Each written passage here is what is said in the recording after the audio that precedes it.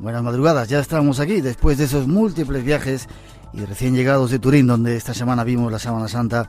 Aquí estamos en directo desde el estudio 201 de la Casa de la Radio.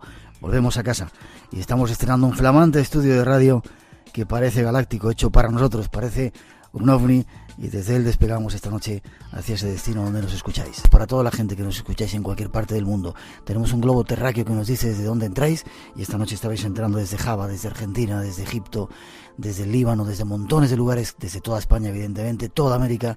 Hay miles de personas, y diría cientos de miles de personas conectadas a través del podcast y a través de nuestra página. Los saludos para todos vosotros, sea cualquiera la hora que nos escuchéis.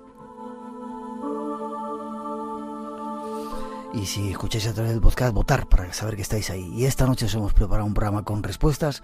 Tras esas primeras introducciones os lo contamos.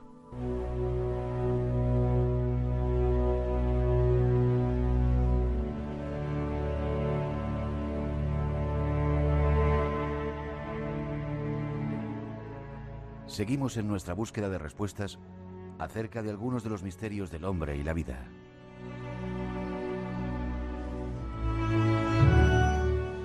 Y en ese camino, en esa búsqueda, no podíamos dejar de preguntarnos acerca de los misterios de una de las religiones más influyentes de todos los tiempos.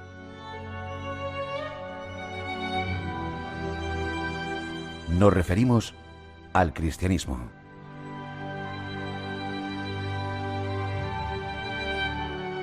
Quien más, quien menos, en nuestra cultura, ha vivido imbuido en una serie de creencias derivadas de la religión cristiana.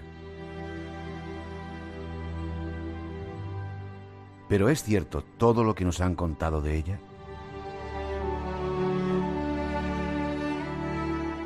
Ha llegado el momento de hacernos preguntas, y hemos elegido esta madrugada para hacerlo.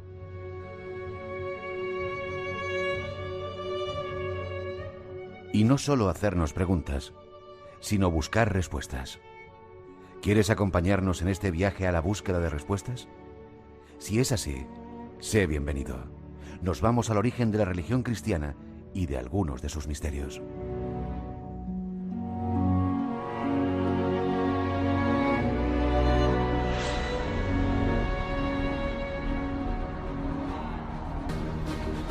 Y nosotros nos vamos hasta Canarias, concretamente hasta la isla de Tenerife, para saludar a nuestro primer invitado, José Gregorio González. Buenas noches, mi niño, ¿cómo estás? Buenas noches, Miguel. Pues muy bien, la verdad que encantado de poder saludarte y por supuesto de saber que hay muchísima gente que está ahí al otro lado de las ondas. Y yo de que estés, ya te teníamos ganas de tener aquí en el Espacio en Blanco. Te debíamos una visita a Canarias, dentro de poco creo que vamos a ir para allá, así que prepárate. Decir que eres periodista, escritor, tienes un montón de libros, Grandes Misterios del Cristianismo, Canarias Mágica, Canarias Misteriosa, Las Reliquias de Hitler y el gran libro de la criptozoología, entre otros muchos. Tienes un programa de radio también que se llama Esencia de Medianoche. Bueno, hace un añito lo rebautizamos porque hemos tenido la fortuna de poder comenzar a hacer radio para toda Canarias y decidimos situarnos en un territorio tremendamente mítico que es San Borondón. Se llama Crónicas de San Borondón ahora. Bien, y colaboras también con algún medio de prensa, ¿no? Sí, ahí estamos, seguimos desde... Bueno, ya vamos a hacer 20 años en el periódico El Día.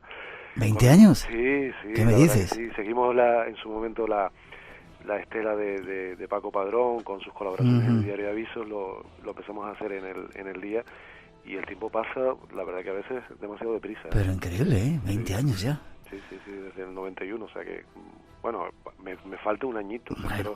Espero poder llegar a esas 2 décadas. Seguro, y muchos más espero, y que podamos compartir aventuras ahí en Canarias. ¿Cómo están las Islas Canarias ahora? ¿Siguen los misterios? ¿Sigue habiendo tanto interés? Sí, indiscutiblemente. Sí. Hombre, evidentemente todo este tipo de cuestiones se mueven de forma cíclica, por lo menos a nivel exterior, ¿no? Y la maquinaria sigue funcionando discretamente, se siguen dando muchos casos y quizás no estamos en el momento de mayor difusión de determinados asuntos, parece que estamos en la parte baja de esa gráfica, pero tú conoces muy bien esta tierra y sabes que es una fuente inagotable de misterios y que es un hervidero, y hay por supuesto muchísimos casos, hay mucha actividad ovnis con picos muy importantes, y se mantienen todavía grandes incógnitas arqueológicas que tú diste a conocer pues hace ya 2 décadas de la mano de Paco Padrón, Emiliano Betancourt y toda esa escuela, ¿no? Emiliano Betancourt, sí señor, y Paco Padrón, hablando de las pirámides de Weimar, cuando nadie creía que eran pirámides. ¿Tú sabes que nos ofrecieron comprar el terreno? Pues no tenía ese... Y que dijimos que no, y luego lo vendieron al mes 10 veces más de lo que nos habían pedido a nosotros. Pues no me extrañaría nada. Habíamos hecho un buen negocio si lo hubiéramos comprado. Sí, yo creo que sí, aunque tal vez mantenerlo habría sido lo complicado, sí. Porque la verdad es que Pirámides de Weimar, hoy Parque Etnográfico Pirámides de Weimar, la verdad es que casi resulta milagroso contemplar cómo se puede mantener abierto, ¿no? Porque evidentemente no ha contado con todas esas ayudas que debería de haber contado en Canarias, por la controversia, principalmente por la controversia sobre la interpretación de ese enclave, ¿no? Y bueno, efectivamente sí que hay una cultura europea interesada en las aventuras de Heyerdahl y todas las hipótesis transoceánicas y difusionistas, y creo que ahí está la clave de poder mantenerse abierto ese parque, ¿no? Muchos decían que eran amontonamientos de piedras de los labradores de la zona. Nosotros, junto con Emiliano Betancourt y Paco Padrón, defendimos que eran pirámides, y parece que el tiempo nos ha dado la razón. Como muchos otros misterios que espero que dentro de poco podré ir a vivir, a compartir de nuevo con vosotros. El Barranco Badajoz, la Punta del Hidalgo, esos montones de lugares donde pasan cosas increíbles. Siguen ocurriendo, ¿verdad? Siguen ocurriendo, efectivamente, y la verdad es que recorrer esos enclaves y reconstruir las historias que ahí se cuentan, evidentemente implica tener al Espacio en Blanco muy presente, porque fue en tu programa como estos lugares saltaron a la fama nacional e incluso internacional, y lo que motivó algo que curiosamente, Miguel, no se ha sabido explotar adecuadamente por parte de unas islas que viven del turismo, que es el turismo mágico. Es decir, es anecdótico, la explotación, la palabra no me gusta, pero es la más adecuada para un sector como el turístico, que se hace de ese tipo de atractivos que oscilan desde lo arqueológico a lo puramente misterioso, en unas islas donde abunda. Es como una materia prima que está ahí y que no se rentabiliza, sí, porque evidentemente seguimos teniendo unas excelentes playas y un sol prácticamente todo el año, y entonces tal vez esos atractivos son más de masa.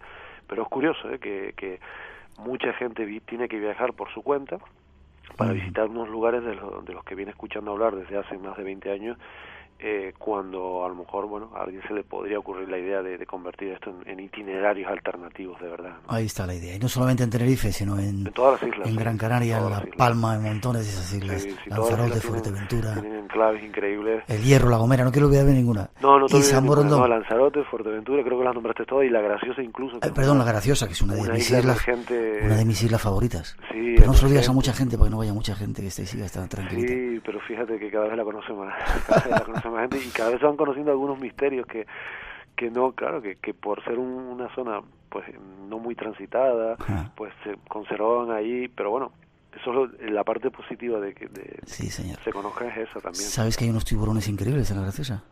Pues no lo sabía, fíjate. Pues tremendos.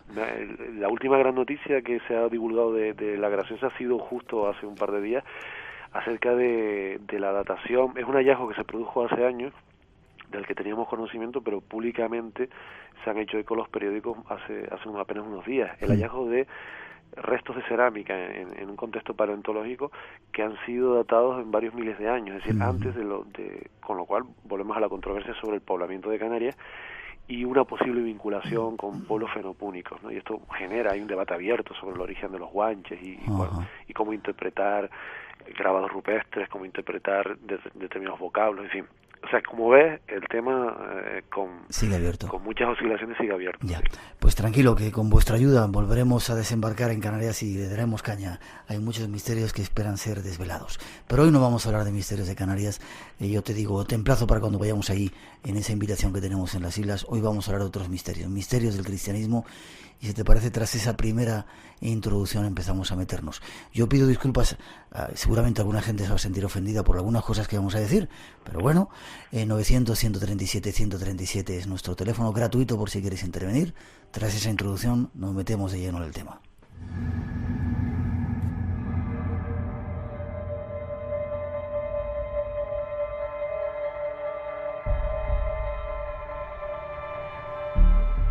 En casi todas las tradiciones del mundo se nos habla de un diluvio.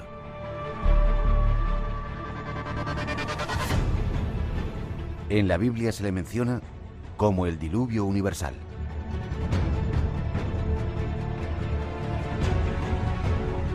La narración del diluvio universal aparece en distintas culturas y en épocas relativamente próximas en el tiempo. Puede considerarse como uno de los acontecimientos antiguos comunes a distintas civilizaciones del planeta.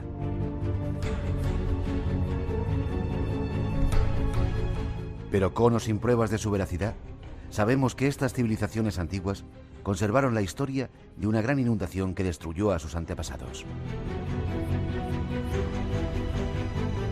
Para muchos se trata solo de una tradición oral que habría pasado de padres a hijos durante miles de años, en forma de leyenda, hasta que civilizaciones más modernas lo escribieran en libros como la Biblia, el Popol Vuh, escritos babilónicos y egipcios, entre otros. ¿Pero existió en realidad ese diluvio? ¿Y qué decir del Arca de Noé? No hace muchos días saltó a la prensa la noticia de que un grupo de investigadores chinos la habían encontrado. Según el Antiguo Testamento, el Arca de Noé fue una enorme embarcación construida por orden de Yahvé para la salvación de Noé, su familia y ciertos grupos de animales para preservarlos del diluvio universal y luego repoblar la tierra con ellos.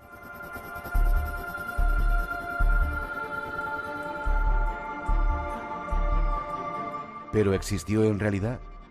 ¿Fue cierta la historia del diluvio? Nuestro invitado comienza a darnos respuestas. Ahí están nuestras primeras intenciones. Buscamos respuestas y los teléfonos echando chispas. 900-137-137. Hacía semanas que no estábamos por aquí en Madrid. Así que prepárate, José Gregorio, las preguntas que te van a llegar. ¿Por qué el interés por misterios del cristianismo? Hombre, yo creo que es una cuestión educacional, es decir, y después la propia curiosidad, ¿no? ¿Te educaron también en el cristianismo? Claro, ¿Ibas claro. a colegio de curas y esas cosas? Sí, bueno, no directamente en colegio de cura, pero evidentemente me amé mucho la religión, ¿no? Crecí con ella, no de una forma forzada, sino también, bueno, afortunadamente de una manera natural, sin excesivas obligaciones, pero bueno, me nutrí de ella y posiblemente mi inquietud por el mundo del misterio, digamos que uno de los pocos lugares donde podía encontrar misterios era precisamente en aquellas lecturas que el cura en misa podía plantear que pues cada semana, ¿no? Yo creo que viene un poco de ahí, ¿no? Esos portentos, esos hechos maravillosos, esa relación a veces tan humana entre un Yahvé y su pueblo, es decir, todo ese tipo de cosas, una arca que podía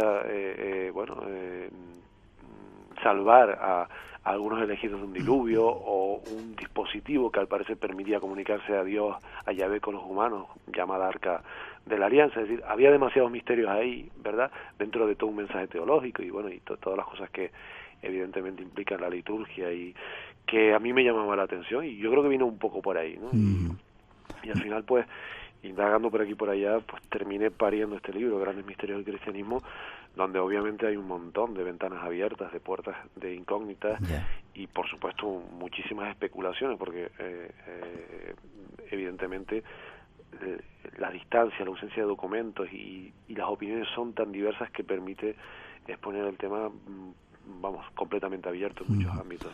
Es un libro escrito hace mucho tiempo, es decir, no estamos haciendo promoción de una obra que acaba de salir. Nos interesaba el tema y por eso te hemos elegido para tratarlo. Vamos, si te parece, por partes. El diluvio. ¿Hay pruebas de que ese diluvio fuera cierto? ¿Es una historia que solamente está en el Evangelio? Como decíamos en esa introducción, se recogen otras muchas tradiciones, quizá en todas las tradiciones del planeta, lo cual parece que le da más verosimilitud. Sí, hombre, yo creo que me parece indiscutible, y creo que es algo que tú a través de tus viajes también has podido constatar, que cuando hay una historia coincidente en muchos lugares del mundo, existe una alta probabilidad de que tenga un origen común y un origen real, ¿no? Y que quizás, bueno, con los adornos mitológicos y el paso y el deterioro, ¿no?, de la información que sufre con el paso del tiempo, pues se va distorsionando, se le van añadiendo elementos culturales pues locales, y al final, pero tenemos en esencia muchos diluvios en muchas culturas del mundo. Evidentemente hablamos del diluvio tal cual aparece en la tradición judio-cristiana, con un Noé, con una familia, con una misión que es preservar la vida, tras el castigo por cómo se había desviado la humanidad. Pues algo parecido lo podemos encontrar, pues no lo sé, se me ocurre en Egipto, revestido de mucha mitología, pero quizás Egipto geográficamente está muy cerca y podría ser justificable, pero lo encontramos entre los incas peruanos con un diluvio ocurrido en el periodo de la Pachamama, también como castigo, entre los aztecas, la historia de Tata y Nena, donde una pareja de indígenas se salvan también de un diluvio provocado por el dios del agua, por Tlaloc, que estaba hasta las narices de la maldad del hombre, ¿no? Y quiso borrarlos de la faz de la tierra. Y así, bueno, pues por un montón de lugares, ¿no? Se habla de pues al menos 13 tradiciones de diluvios en Asia, al menos 4 por Europa, en África. 13 has dicho en Asia. Sí, claro, son y debe de haber muchas más, evidentemente, ¿no? Lo que pasa es porque no ha habido antropólogos, no ha habido gente que haya podido estar por ahí y que a lo mejor las recogiese y al final pues se pierde la memoria porque los pueblos desaparecen, porque culturalmente se contaminan y al final no nos enteramos, pero bueno, se ha de suponer y suponen los expertos que la historia bíblica, tal cual la conocemos, realmente está inspirada en una versión bastante... Tampoco se complicaron mucho, casi podríamos hablar de un plagio de la epopeya del Gilgamesh, ¿no? Donde espera, ¿estás diciendo que es una copia? Hombre, es que es casi literal, se cambian un poco los nombres, pero en esta cultura sumeria se habla también de un diluvio, aparece recogido en esas tablillas de arcilla, y estamos hablando de una antigüedad de 3.000 a 3.500 años, ¿no? Con lo cual es una información que puede superar, que además se estima que puede tener estar basada en tradición oral de unos 5.000 años de antigüedad, con lo cual pues estamos hablando que le saca al menos 1.000 años o algo más a la tradición judio-cristiana. Bueno, y es normal, o sea, el cristianismo cuando se empieza a configurar, se empieza a nutrir de los cultos ya preexistentes, pero esto lo seguimos viendo hoy en día en las religiones, ¿no? Como adoptan elementos, sincretizan y los adaptan a los nuevos tiempos, ¿no? Bueno, pues esto debió suceder más o menos en aquel momento. Pero la clave de todo esto, Miguel, es, si hablamos de tantos diluvios, es que algo debió de ocurrir.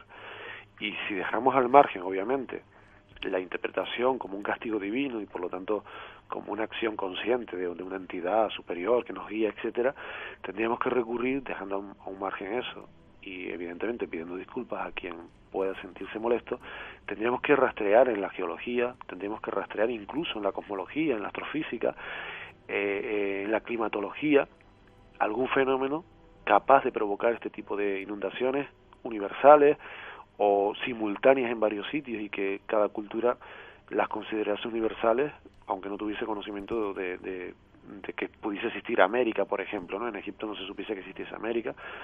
Bueno, pues hay varias hipótesis, ¿no? Una de ellas, que a mí me parece muy apasionante, que se está imponiendo muchísimo, tendría que ver con catástrofes cósmicas, con la llegada a la Tierra de asteroides cada X tiempo, es decir, a consecuencia de las órbitas, de la órbita terrestre, de nuestro propio sistema solar, de la nube de Oort, y bueno, todo el cinturón de Kuiper, en fin, todo este tipo de gran de nuestros vecinos cósmicos aquí muy cercanos, y que cada cierto tiempo de forma cíclica, oye, empujan por la gravedad este tipo de grandes rocas a la Tierra y caen en periodos muy concretos. Y esta podría ser una explicación, la caída de meteoritos capaz de, por ejemplo, romper casquetes polares, hacer que el nivel de las aguas suba, que se produzcan grandes inundaciones. Porque solemos entender el diluvio, porque así lo hemos leído en el texto bíblico, como lluvias, como lluvia, exacto, ¿no? Y claro, quizás no hay que leerlo como lluvia, hay que entenderlo como inundaciones y como subida al nivel de las aguas. En esa línea, la hipótesis de estos impactos cósmicos está cobrando mucha importancia, porque además daría sentido también a, por ejemplo, la destrucción de Sodoma y Gomorra, o a la desaparición de algunas culturas donde también se ha visto que parece coincidir en las investigaciones geológicas con la caída de este tipo de asteroides, con lo cual probablemente estemos hablando de algo de eso, una catástrofe de estas dimensiones planetarias que desde mi punto de vista, pues yo creo que solo la podría provocar algo venido desde fuera, ¿no?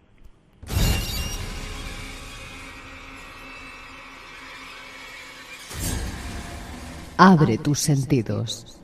Un nuevo universo de respuestas te espera. Espacio en Blanco, en Radio Nacional de España, con Miguel Blanco. El misterio continúa. 2:29, 1:29 en las Islas Canarias, donde tenemos esta noche a nuestro invitado, dando respuestas, quizá desde el punto de vista de la ciencia, a algunos misterios de la religión. ¿No te daba miedo cuando leías algunas de las cosas que hacía Yahvé? Uy, sí. Que se relatan en la Biblia. Qué Dios tan tremendo, ¿no? Sí, hombre, de contrastes, ¿no? Un Dios que parece estar por encima de todo y al mismo tiempo que se inmiscuye en las cositas aquí del día a día, ¿no? O sea, la historia de Salomón es una de ellas, las curiosas, ¿no? Del nacimiento, pero bueno, este comportamiento en el que te castiga y no te castiga, en el que llega a ser más cruel, ¿no? Que o al extremo la crueldad humana, ¿no? No más cruel que los humanos, que somos bastante crueles, ¿no?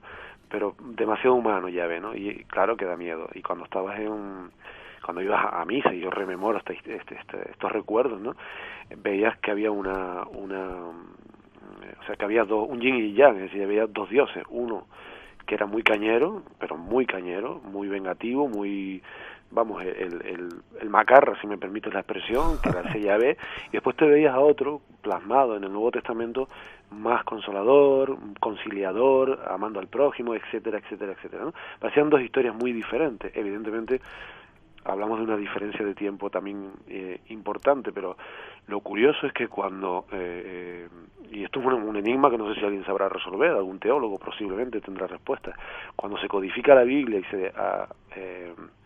se unifican algunos libros, se desprecian otros, es curioso que se dejase esa contradicción en los dioses, ¿no? A la hora de unificar, pues ya podrían haber unificado por el bueno, ¿no? O directamente por el malo, pero uno parece que está frente a dioses muy diferentes, ¿no? Con comportamientos, en el caso de Yahvé, tremendamente humanos, castigando, masacrando, instando a, no sé, por ejemplo, al abuso y menosprecio de la mujer, por poner un ejemplo, ¿no? A robar, a matar. Es bastante peculiar, la verdad. Se van a enfadar mucho diciendo que cuentas estas cosas, ¿eh? Bueno, pero hay otros autores que le han dedicado libros completos a este tipo de elementos, y hay teólogos que se han ocupado de intentar contextualizar y dar sentido a todo esto, pero hombre, si uno echa mano de la Biblia se encuentra a este Dios instando o incluso a elegidos y a profetas que hablan directamente con Yahvé, pues ofreciendo a sus hijas para que no violen a los ángeles y cosas de este estilo, ¿no? Sodoma y Gomorra, o sea, estas cosas están ahí, ¿no? Y si uno las lee, pues se encuentra estas contradicciones. Por eso a mí siempre uno de los grandes enigmas está en cómo a la hora de unificar no fueron un poco más pícaros en este sentido y se quedaron con lo bueno, ¿no? Ya. Tenemos mucho de qué hablar, así que seguimos adelante. Este mismo Yahvé, decíamos en esa introducción, es el que encarga a Noé construir un arca de la alianza. Hay pruebas de que sea cierta ese arca. Recientemente se daba la noticia de que un grupo de chinos, de expedicionarios chinos, lo encontraba en el monte Ararat. Parece que se ha desmentido un poco esa noticia, que no hay todos los datos ciertos de que sea real, pero ¿existió el arca de Noé?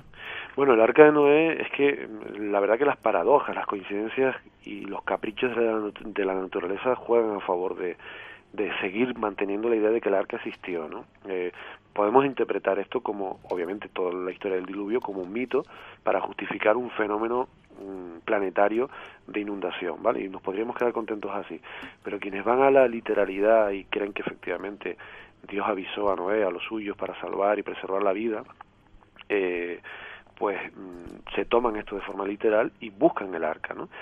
Y la tradición y algunas referencias siempre han apuntado principalmente al monte Ararat, ¿no? Entre Turquía y Armenia, ¿no? Como un lugar en el que la tradición ubicaba el aterrizaje, entre comillas, del arca, ¿no? O sea, un punto muy elevado, y allí quedó el arca, y cuando bajaron las aguas, pues obviamente aquella embarcación quedó en ese lugar. Bueno, curiosamente, ¿no? Para no sé si tortura de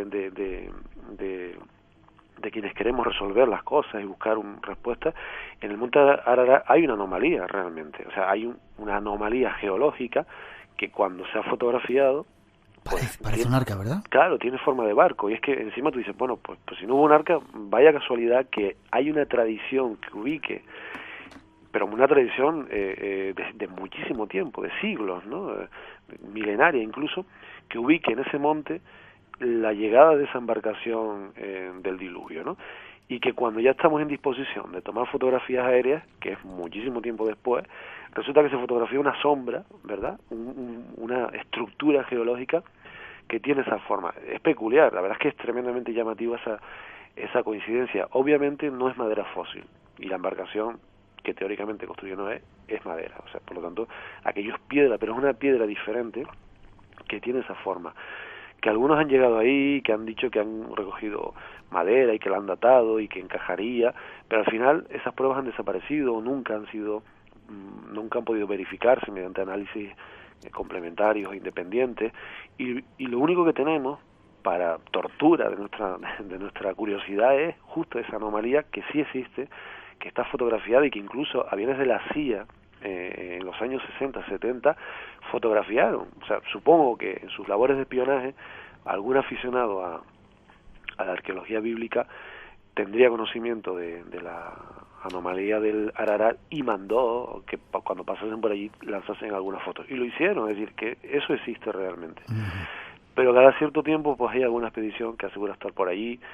Yo lo que veo en esto, Miguel, y probablemente me equivoque porque habrá un poco de todo, sobre todo en los últimos años veo un interés de los grupos creacionistas, de los que apoyan principalmente el diseño inteligente, que suelen estar detrás de la financiación de este tipo de expediciones, porque supongo que están necesitados de encontrar pruebas que consoliden su idea de un Dios creador y le den literalidad a todo lo que aparece en la Biblia, ¿no? Y claro, cuando esta información viene de estos lugares, pues uno tiene al menos que mantenerla en cuarentena, ¿no? Y esperar que haya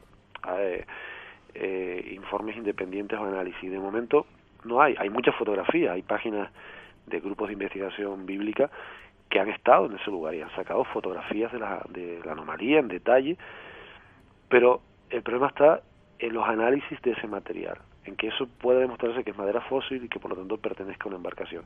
Y eso hasta el momento no ha podido ser cotejado adecuadamente. 2:36, 1:36 en las Islas Canarias. Parece que hay datos de que hubo un diluvio, quizá no tanto producido por lluvia. Hay anormalidades en el monte Ararat que podían hacer pensar que existe ese arca de la alianza, pero aún no hay pruebas definitivas. Seguimos más adelante tratando de buscar respuestas. Tras esa segunda introducción os damos más datos. 900-137-137 es nuestro teléfono.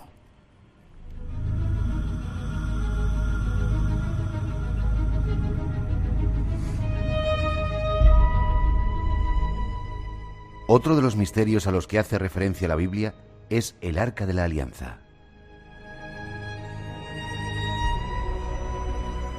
¿Pero de qué se trataba?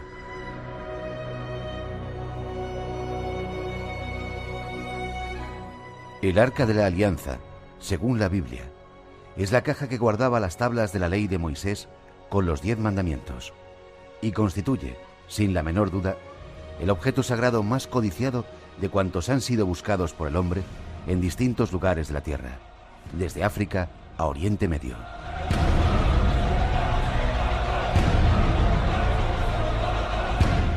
Rodeada de misterios, todavía hoy es uno de los tesoros más míticos del Antiguo Testamento. Durante siglos, el arca ha encendido la imaginación de fanáticos, místicos, aventureros, arqueólogos y escritores.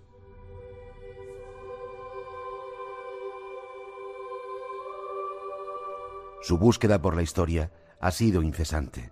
Los propios masones o los templarios estuvieron cerca de encontrarla, pero hasta ahora pocos son los elegidos que han podido verla.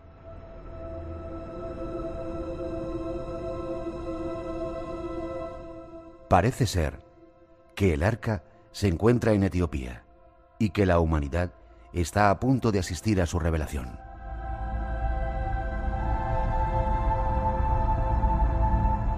El patriarca copto ortodoxo de Etiopía, Abuna Paulus, acaba de pronunciarse al respecto de la reliquia y ha asegurado en una rueda de prensa en el Hotel Aldrovandi, en Roma, que ha visto el Arca de la Alianza y que su estado de conservación es bueno.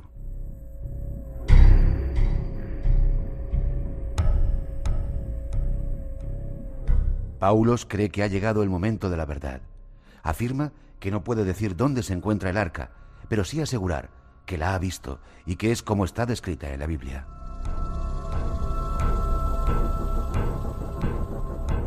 ¿Será cierta la noticia? ¿Estaremos a punto de descubrir de qué se trata ese misterioso objeto?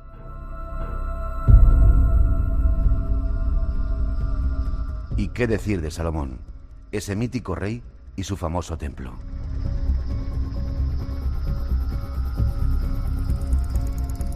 Son más incógnitas de la Biblia y necesitamos respuestas. Escuchemos.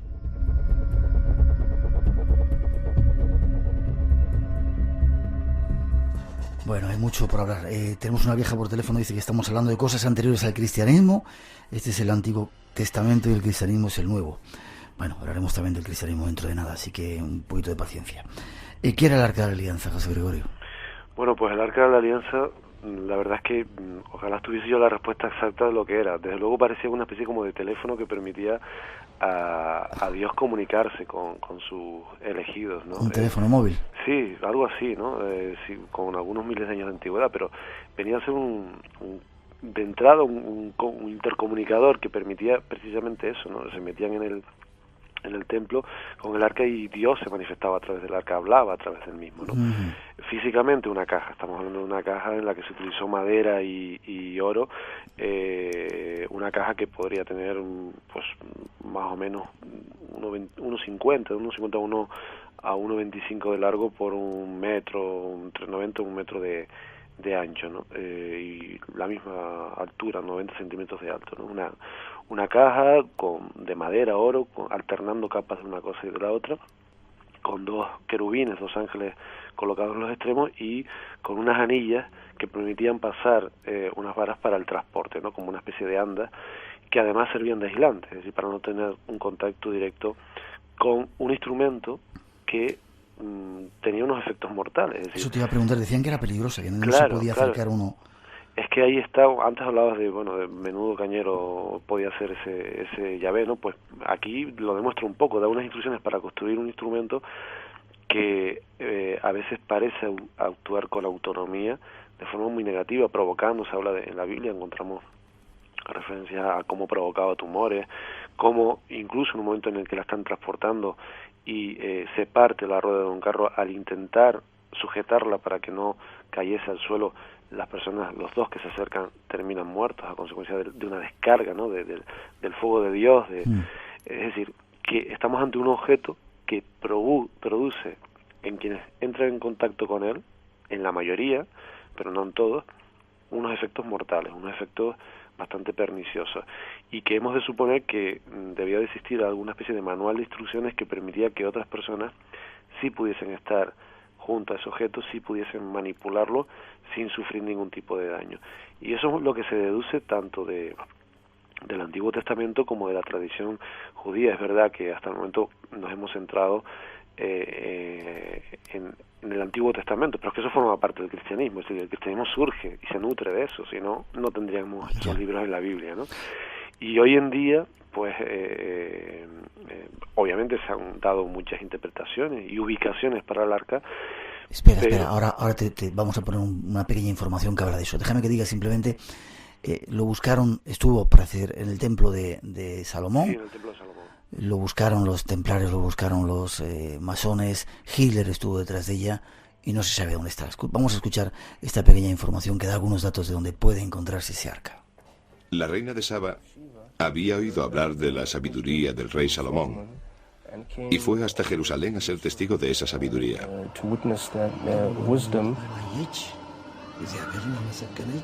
Mientras la reina estaba en Jerusalén, continúa la historia, tuvo un hijo con Salomón, el príncipe Menelik, que vivió en Etiopía con su madre. Entonces, cuando Menelik alcanzó la mayoría de edad, volvió a Jerusalén a ver a su padre. Cuando Menelik estuvo aquí, se las arregló para conseguir la custodia del arca y volverla a traer a Etiopía. Y el arzobispo dice que es allí donde está hoy en día. Así que la Iglesia etíope ortodoxa cree que la verdadera arca de la alianza está en Etiopía. Ellos veneran el arca y por eso hay una réplica en todas sus iglesias. Mucho se ha dicho acerca de dónde podía estar ese arca. Parece que hay datos de que está en Etiopía. ¿Qué piensas? Ellos están absolutamente convencidos. A mí, yo te puedo decir que casi me convenció. Obviamente siempre dejo un margen a la duda.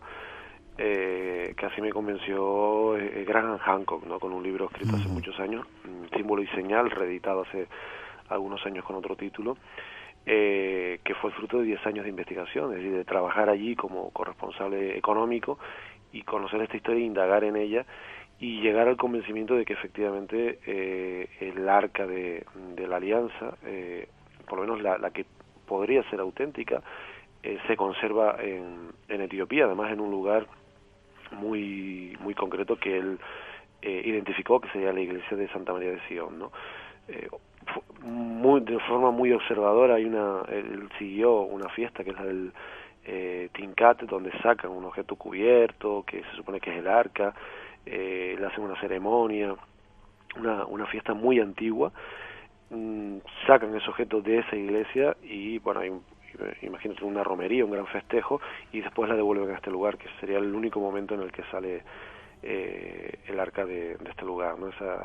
En esa ceremonia, que además es una ceremonia que al parecer aparece también en representaciones egipcias de la época más o menos de Tutankamón, ¿no? Con lo cual no sabemos quién copia a quién, pero bueno, el caso es que estamos en Etiopía y Hancock contempla un día, cuando sigue muy de cerca esta fiesta y esta procesión, que el guardián del templo, es decir, el guardián del arca, que además curiosamente terminan perdiendo la vista, es decir, terminan quedándose ciegos, esto es muy llamativo. ¿Todos los guardianes del arca? Sí, parece que sí, que todos terminan al final con daños en la vista muy importantes, que hemos de entender que se los tenemos que atribuir al efecto radiante que puede tener el arca, porque antes hablábamos de lo que provocaba y nos dijimos qué podía hacer, pero parece un efecto radioactivo, algún tipo de emisión energética radiante lo que sale de esa caja, ¿no? Bueno, pues él contempló cómo el guardián se quedaba en la iglesia y por fuera una guardia vigilando el templo, es decir, llegó a la conclusión de que el arca nunca sale, que sale una réplica, se contenta el pueblo, pero la verdadera se queda ahí. Lo que pasa es que efectivamente, como escuchábamos antes, dicen que ha llegado el momento de darla a conocer al mundo. Vamos a mí me encantaría verla. Y a mí. Sí. Y, hombre, ya no sé si seguirá teniendo el efecto que nos cuenta la tradición, pero verla sí, y sobre todo darle verosimilitud y autenticidad a toda esa tradición etíope que se narra en ese libro, en el Quebra Nagase, en la Gloria de los Reyes, donde se cuenta el romance de Salomón con la reina de Saba, y se cuentan, bueno, todo tendría sentido y encajaría en esas piezas, ¿no? Apuntamos también ese otro dato y me apunto a ir contigo a verlo. Ya, a mí me encantaría y saber si el interior del arca, es decir, lo que contiene el arca, lo que provoca sus efectos, si es, como decían algunos, un acumulador de orgón, si, en fin, se han dado muchas o algunas explicaciones para intentar justificar esos portentos que este objeto al parecer era capaz de provocar, ¿no? Seguimos adelante. Ahora sí nos metemos de lleno en el cristianismo. Queremos conocer datos acerca de Jesucristo, de ese personaje, figura central en esta religión. Después de esa introducción nos damos algunas respuestas más.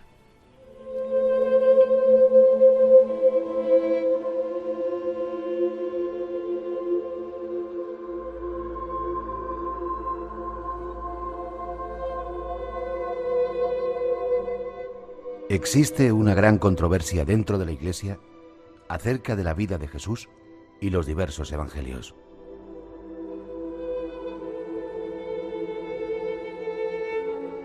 De entre todos ellos, cabe destacar el Evangelio de Judas.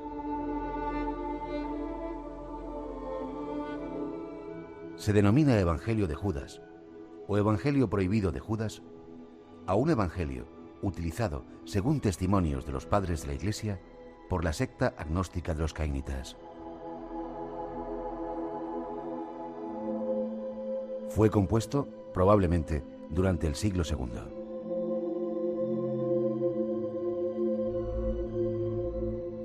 Este evangelio se creía desaparecido, pero durante los 70 del siglo XX fue hallado en Egipto un códice copto en el que aparece un texto que parece corresponder al Evangelio de Judas, mencionado en la literatura cristiana primitiva.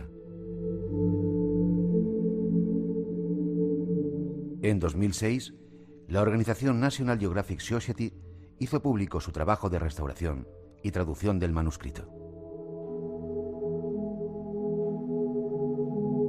El texto del Evangelio de Judas es un relato de unas 250 líneas, del ancho aproximado de un folio, que se encuentra en un códice de 66 páginas, más de un tercio del cual es ilegible, y que contiene otras 3 obras.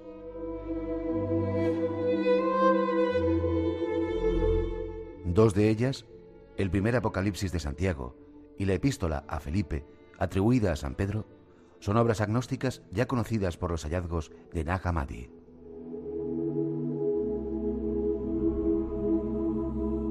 La tercera es un fragmento de un texto desconocido, titulado provisionalmente Libro de Alógenes. Todos los textos están escritos en el dialecto saídico del idioma copto, aunque es una traducción de un original griego.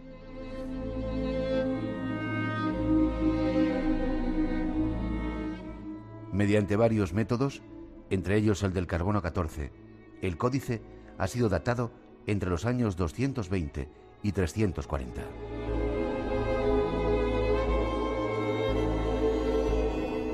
¿Pero qué aporta de nuevo sobre la figura de Jesús este Evangelio? Dejemos que nos conteste nuestro invitado.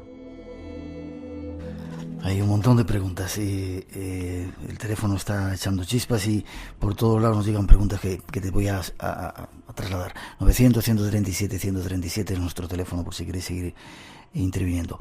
No quiero que me contestes, pero fíjate lo que preguntan. Si el Arca de Noé podía ser una nave nodriza, dioses y ángeles podían ser extraterrestres, bueno, hipótesis. Yo creo que tenemos que hacer 35 programas de este asunto para dar más respuestas, ¿te parece? Sí, yo creo que evidentemente hay incógnitas que siempre van a estar ahí. Sí. ¿Estás a gusto? No, como no te digo, te lo tengo que preguntar.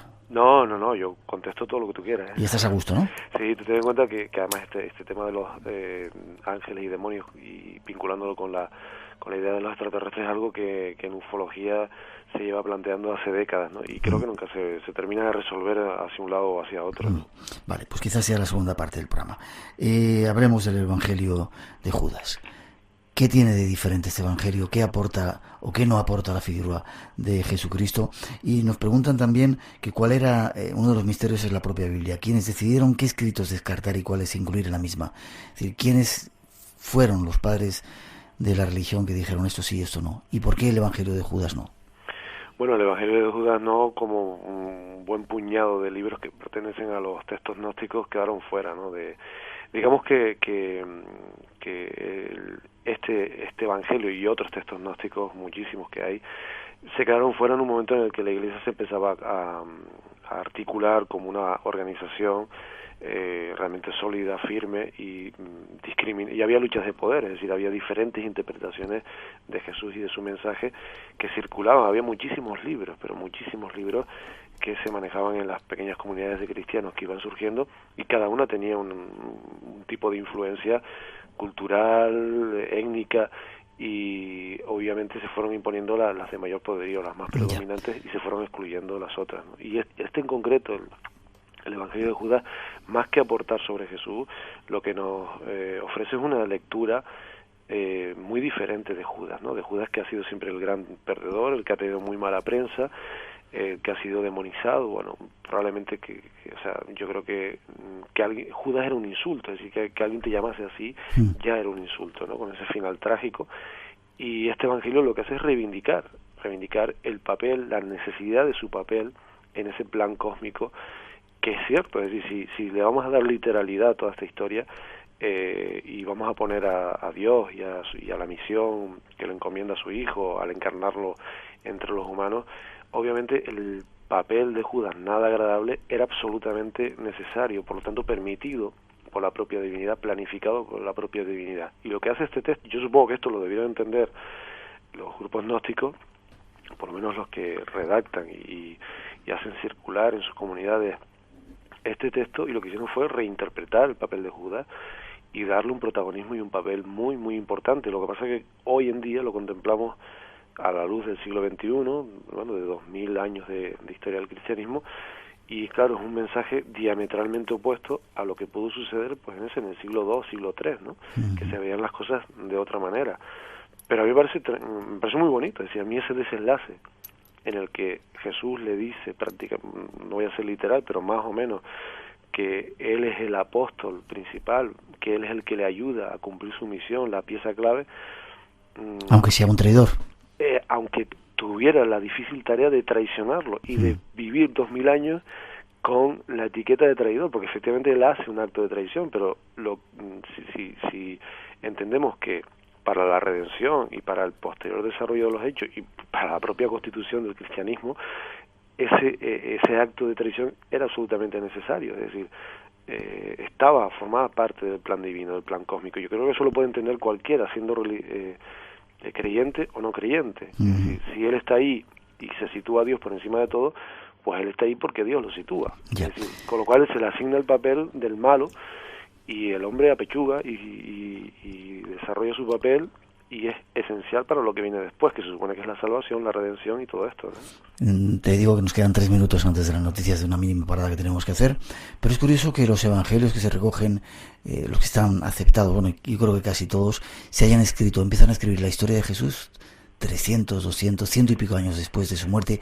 Creo que el más así reciente de él es 80 o 90 años después de la muerte de Jesucristo. Sí, claro. ¿Cómo se podía dar datos concretos de un personaje que había muerto hace 200 años? Claro, o se lo han inventado y ya terminó. Claro, esa es la gran discusión, Miguel, el saber si Jesús fue un personaje histórico o no. O sea, que no sea histórico ofrece mucho más problemas que considerarlo histórico, pero las referencias son tan escasas que mantiene abierta la discusión. Ahora bien, los evangelios efectivamente son unos textos que se comienzan a redactar mucho después y que se supone que recogen más o menos literalmente la tradición, es decir, el recuerdo de los más ancianos o de los hijos de los más ancianos que pudieron convivir con Jesús durante algunos años, porque también hay que tener en cuenta que se escriben creo que el más temprano es exacto, en el año 90, no sé si creo que es el de San Juan, y los demás bastante más tarde, con lo cual quien suministra esa información en el 90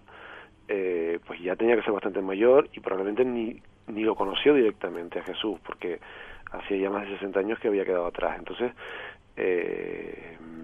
claro, la literalidad hoy en día eso no resistiría un reportaje, o sea, un artículo de investigación periodística, por ejemplo, ¿no? O sea, ese tipo de elementos hoy no pasarían la criba de cualquier persona que tuviese un mínimo sentido crítico, ¿no?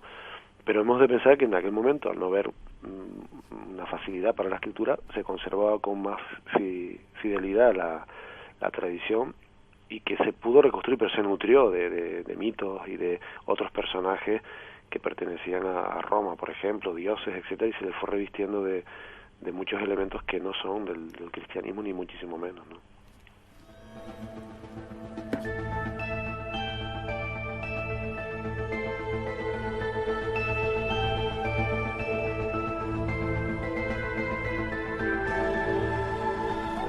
Dos y 58, 1:58 en las Islas Canarias. Tenemos que hacer una mínima pausa para las noticias y enseguida regresamos. Sigues con nosotros un ratito más, ¿verdad, José Gregorio? Seguimos, sí. Tenemos que hablar acabamos de venir de Turín, de ver la Sábana Santa, tenemos que hablar de esa reliquia y otras muchas más, y un poquito más del cristianismo, si te parece, ¿vale? Perfecto.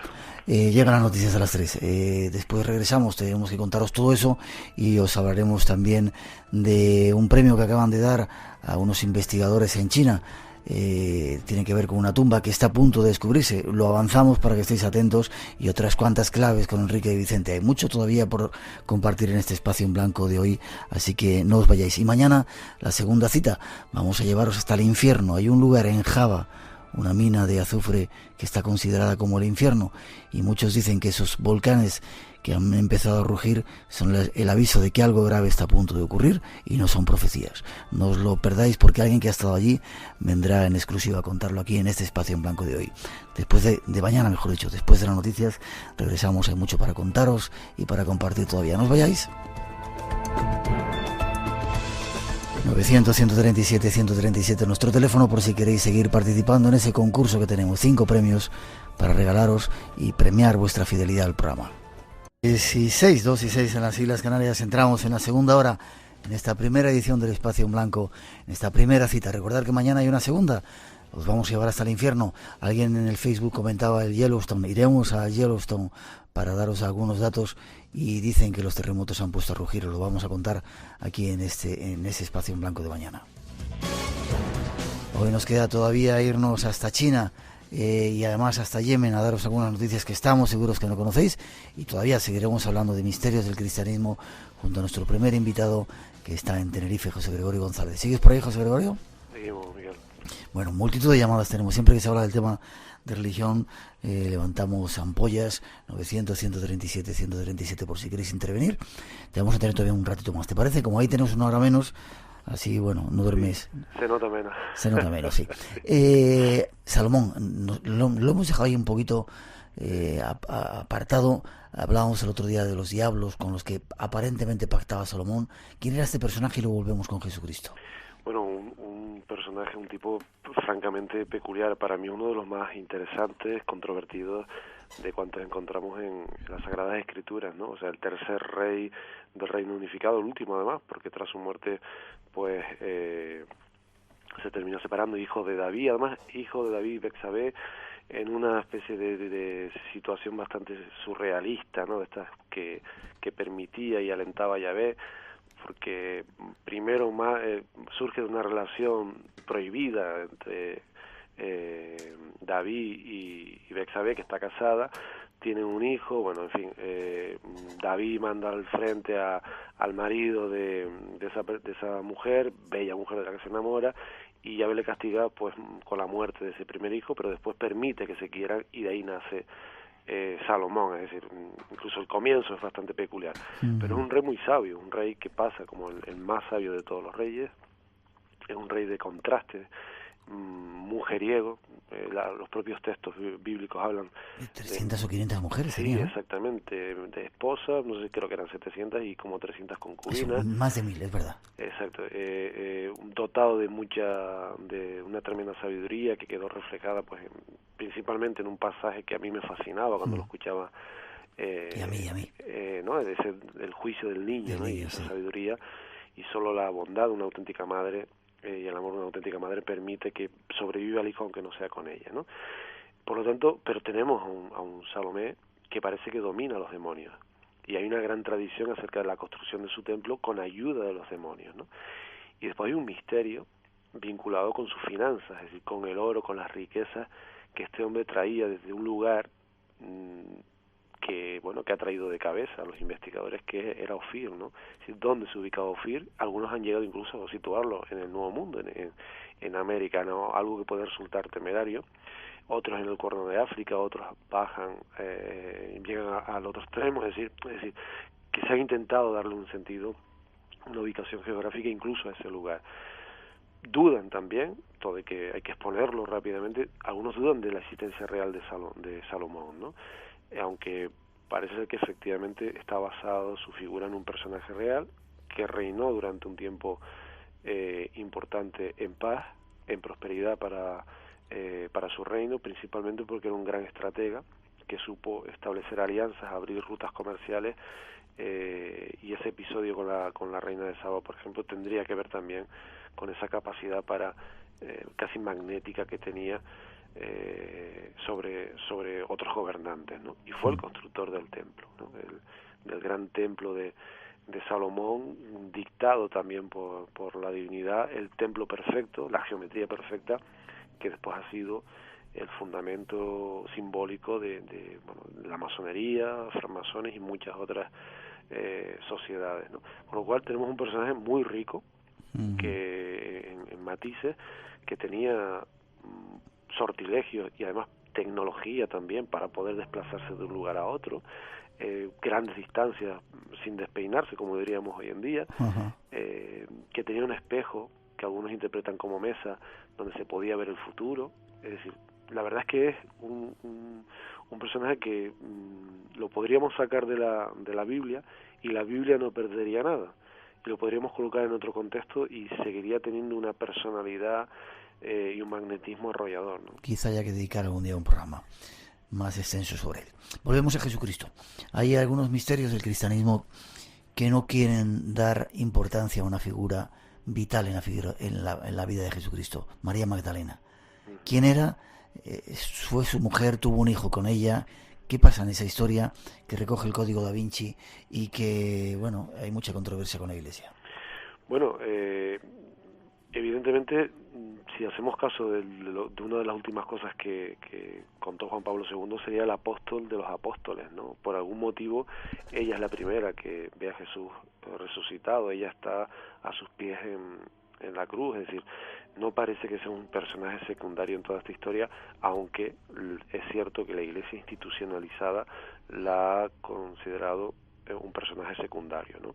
No digo que prescindible, pero sí secundario. Parece haber restado un protagonismo a alguien que parece que estuvo muy cerca de Jesús y que, según algunos evangelios apócrifos que circularon como buenos, como genuinos durante los primeros siglos del cristianismo, pues fue el discípulo predilecto, incluso Jesús la besaba en la boca como no besaba ningún apóstol, ¿no? Sí, Eso sí. lo leemos en algunos textos apócrifos, ¿no? Y daría sentido, por ejemplo, y un contexto a Jesús en el marco judío como un hombre que podía tener esposa, etcétera, etcétera. Le daría normalidad, lo normalizaría, ¿no? Uh-huh.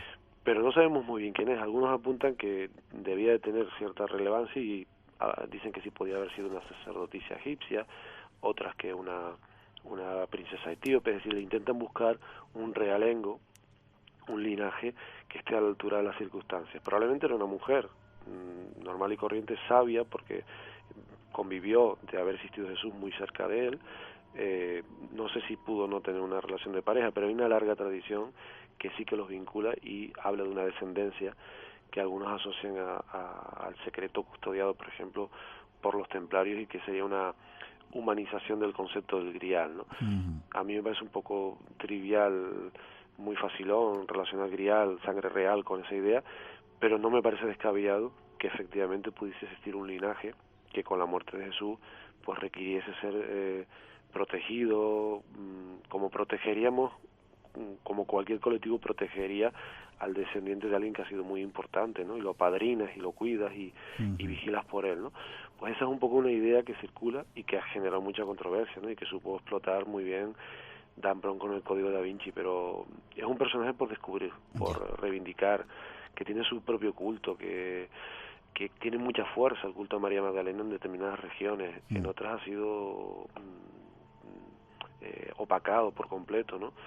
Pero no debería de pasar desapercibido. Lo que pasa es que, Miguel, nos perdemos en esa relación, en esa relación con Jesús, cuando a lo mejor eso es casi anecdótico, ¿no? Y había que explorar un poco más al personaje en sí, ¿no? Apuntamos para un posible tema. Seguimos adelante. 3, 14, 2 y 14 en las Islas Canarias. Hay un último dato unos últimos datos que queremos daros en esta primera parte del programa, citando a José Gregorio que vuelva otra vez al Espacio en Blanco para seguir hablando de ello. ¿Te parece? Perfecto. Nos vamos a hablar de cosas que hemos visto esta semana.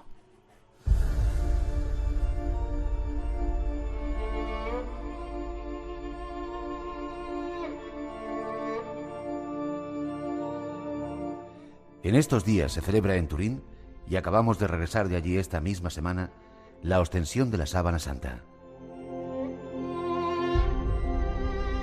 Se trata de la reliquia más venerada de la cristiandad. Pero hay muchas otras. El Lignus Crucis, la lanza de Longinos.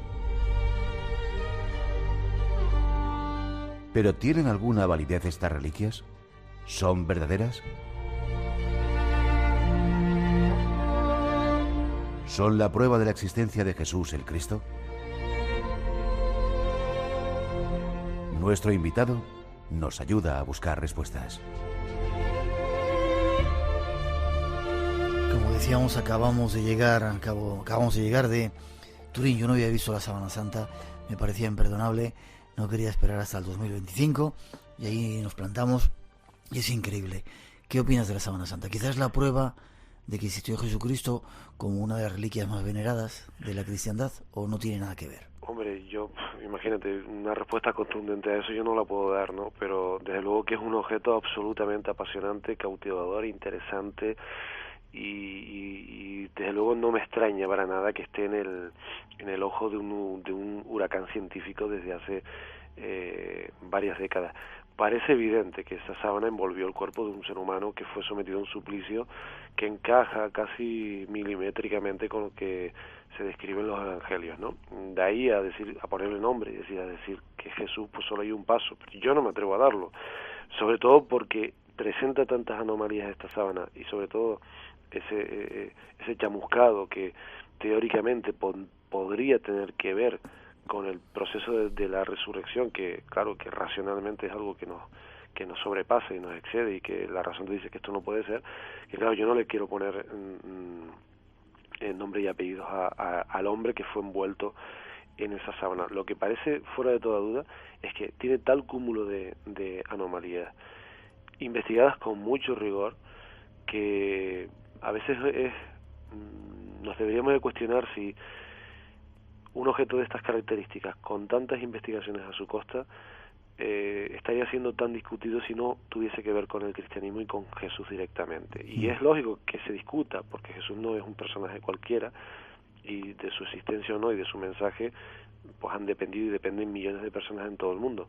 Pero si se hubiese tratado de un personaje anónimo, de otro personaje histórico, probablemente las discusiones no fuesen tan sangrientas, y una prueba de carbono 14 se podría haber repetido, y se podría haber repetido pruebas de pólenes, y es decir, que ese es el gran problema que presenta la sábana santa, ¿no? El vínculo con Jesús, y el que se quiera interpretar la misma como una prueba de la resurrección.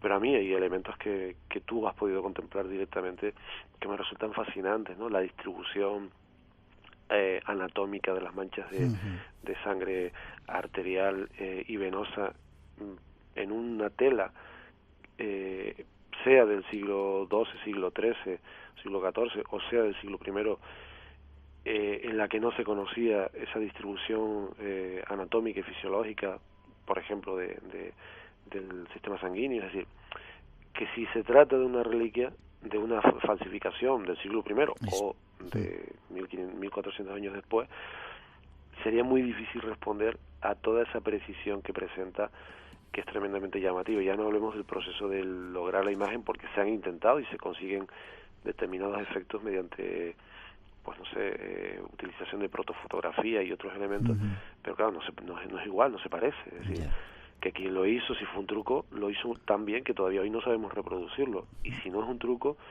pues la verdad es que solo nos queda una salida, y que sea efectivamente una expresión de algo sobrenatural, ¿no?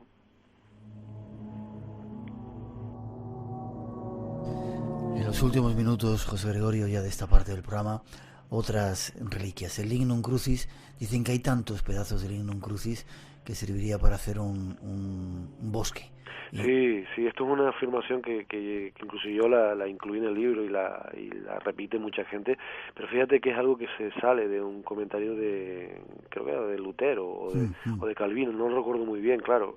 La verdad es que en pleno proceso de peleas entre casi un cisma brutal en la Iglesia, pues ese tipo de valoraciones a lo mejor no eran las mejores, pero hizo escuela, y hoy en día la utilizamos. Pero la verdad es que cuando uno hace un rastreo de la existencia de estos fragmentos de la Santa Cruz, se da cuenta que al juntarlos, la verdad es que no da para un bosque, da para un buen trozo de madera, pero no para un bosque, porque son pequeñas astillas. Lo que pasa es que suelen estar en grandes relicarias, y se tiende a confundir el relicario con la propia reliquia. Entonces, tal vez deberíamos de replantearnos, y esto no significa que sean auténticas, sino que tal vez habría que buscar argumentos para la crítica que no fuesen la abundancia, porque la abundancia es en cantidad, pero no en volumen.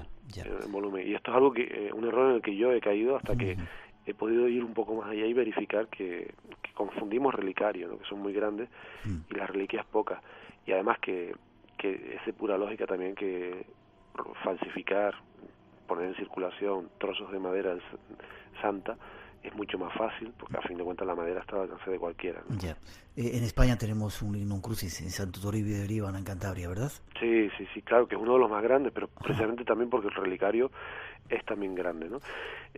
Claro, ¿qué pasa con toda esta madera? Es que, aunque podamos verificar que es madera del siglo I, pues nunca vamos a poder comprobar que eso realmente perteneció a uno de los maderos de un crucificado. Y aunque podamos demostrar eso, tampoco podemos tener la certeza de que corresponda a Jesús. Es decir, que con eso siempre vamos a mantener una incógnita, y sí podemos reconstruir los itinerarios históricos, las vicisitudes por las que han pasado, que son apasionantes, su utilización como reliquia para sanar y un montón de cosas, ¿no? 2 minutos nos quedan para terminar. La lanza de Longinos, ¿existió? Esa es mi preferida, Miguel. La tuvo Hitler. Sí, entonces lo vamos a dejar quizá para otro programa, pero avánzanos. ¿Existió? Hombre, hay 4, han existido, y algunos han creído tanto en ella que la han utilizado como objeto de poder. A mí la que tiene una historia más apasionante es la de Viena, ¿no? La que tuvo en sus manos Hitler, y antes que él otros gobernantes que atribuyeron sus grandes conquistas al efecto protector, talismánico de la misma, ¿no? Existió un Longinos que lanzó una lanza. Bueno, si hacemos caso a los evangelios, sí se conservó. Ahí es donde está la duda, ¿no? Pero sí que se ha conservado y ha llegado hasta nuestros días lo que se cree que era la lanza de Longinos. Y tiene una historia tan fascinante, tan de creer en algo y de emprender batallas pensando que aquello te protege, que si no es la auténtica, bien merece serlo, ¿no? Por toda esa trayectoria histórica que tiene, ¿no? Tan rica, tan apasionante, y bueno, en fin, una historia realmente alucinante. A mí esta me fascina, la verdad. ¿Y hay muchas más reliquias que tengan que ver con Jesucristo? Sí, claro, hombre.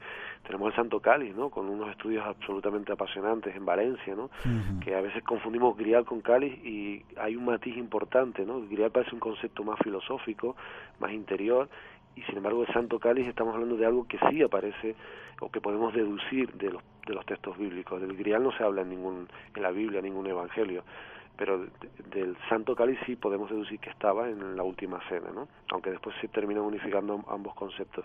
Pero esa es una pieza muy llamativa, un vaso, creo que recordar que de alabastro, obviamente bien vestido, con joyas, que ha podido ser dado en el siglo I también, y que era un tipo de vaso que era, digamos que común, entre comillas, que encajaría, que se podría contextualizar en la época, ¿no? Y está en Valencia, y bueno, ha sido objeto de veneración por 2 papas, algo bastante llamativo, ¿no? Para los creyentes, ¿no? Que les debería de hacer reflexionar. Esa es otra de las grandes reliquias llamativas, el Titulus Crucis, en fin, hay algunas francamente llamativas, interesantes, con una historia, vamos, para mí apasionante, ¿no? A veces tenemos muy cerca el misterio. Santo Toribio de Liébana, en Cantabria, ahí está un pedazo de lignum crucis, y ese cáliz en Valencia, lo tenemos cerca para poder visitarlo. José Gregorio, tenemos casi que irnos. ¿Crees en Jesucristo como una figura hijo de Dios? Esa es la pregunta del millón, ¿no? O por lo menos como una figura fundamental en la historia, eso es evidente, Una ¿no? figura fundamental, haya existido o no, fíjate lo que te digo, una figura fundamental en la historia de la humanidad. En los últimos 2 años probablemente no haya habido una tan influyente, una con la que se hayan hecho los mayores actos de amor y de bondad, y también las mayores expresiones de represión también. Bueno, pero eso es el comportamiento humano, pero absolutamente fascinante. Si no existió, debería de haber existido, eso desde luego. Ojalá aprendiéramos algo de lo que dicen que fue su mensaje, que ojalá fuera su mensaje. Exactamente. Sí. Gracias por haber estado en el programa. ¿Alguna forma de contactar contigo? ¿Alguna página web para que nuestros oyentes tengan más datos de tu persona? Bueno, sobre la marcha se me ocurre que nos busquen como Crónicas de San Borondón en Facebook o en los blogs, por ahí andamos, y es una forma rápida de encontrarnos. Crónicas de San Borondón, y yo creo que con ese nombre tan peculiar no debe de haber muchas. Perfecto, ha sido un placer tenerte en el programa, y espero verte en Canarias y darte un abrazo. Espero que nos veamos, sí, un abrazo. Muchas gracias por todo, nos vemos pronto. Gracias.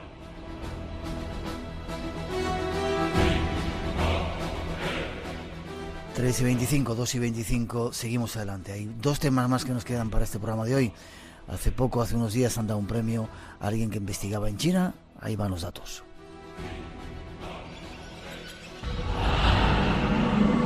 Te invitamos a entrar en un mundo único. Espacio en blanco. Mucho más de lo que puedas imaginar.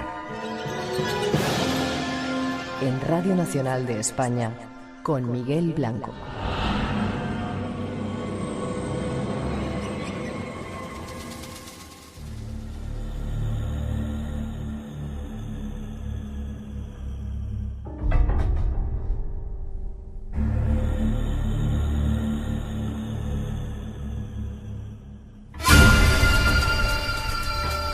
Ahí estamos, entrando en un mundo de misterio donde tratamos de daros primero testimonios y respuestas Lorenzo Fernández es el que se encarga, nuestro compañero. Buenas noches, don Lorenzo. ¿Qué tal, Miguel? Muy buenas noches. ¿Cómo estás? Pues no tan bien como tú, la verdad es que ahora que te veo con esa cara lozana... ¿Has visto qué camiseta traigo? Muy bonita, pero sobre todo el color de tu piel, de ese sol de Egipto, ¿verdad? Sí, bueno, sí, ya te diría yo que está un poco al sol. Pero te lo cuento después. Bueno. Hay otro plan que vamos a hacer.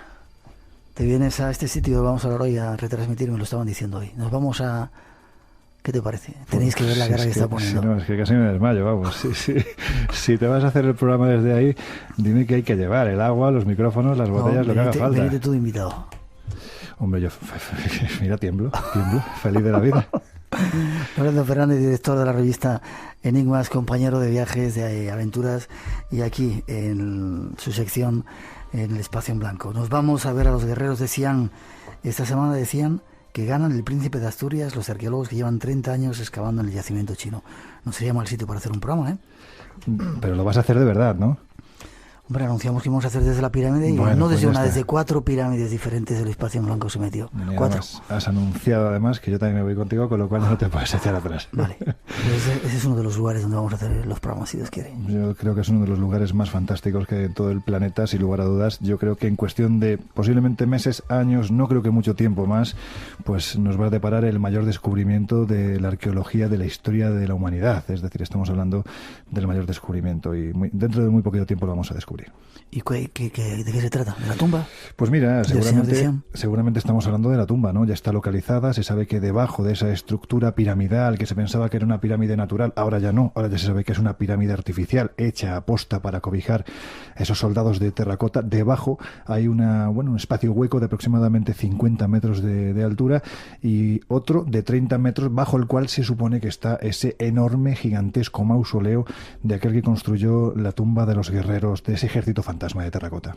Debe ser increíble estar allí. Pues imagínate, Miguel, para que le hayan dado, como bien decías al comienzo, que es un poco la percha por lo que traemos este enigma pendiente, ¿no?, a la sección, pues es que no es una cuestión baladí. Le han dado el Premio Príncipe de Asturias de Ciencias Sociales 2010.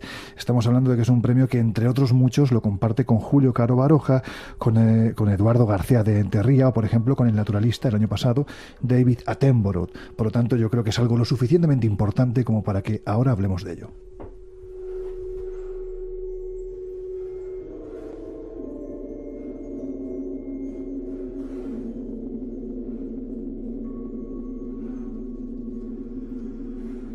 He ido a cerrar la puerta, Lorenzo, porque se nos colaba algún guerrero por ahí, seguro.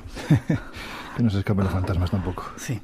Yo he estado asombrado. Vi aquí en Madrid cuando hicieron la exposición y es tremendo, ¿eh?